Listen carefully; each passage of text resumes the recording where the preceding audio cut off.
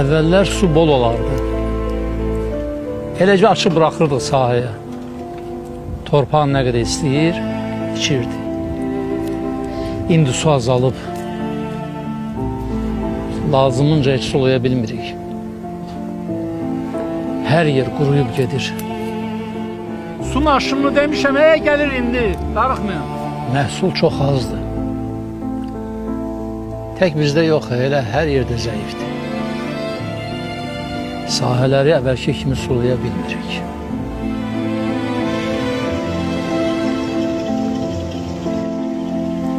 Yağıntı da az oldu.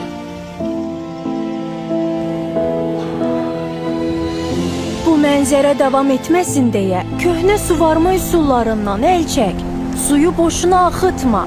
Gələcək üçün suyu qorumaqdan ötürü müasir suvarma üsullarından istifadə et. Dəyişmək çox asandır. Sadəcə istə, bir damcı qoru, gələcəyi qoru.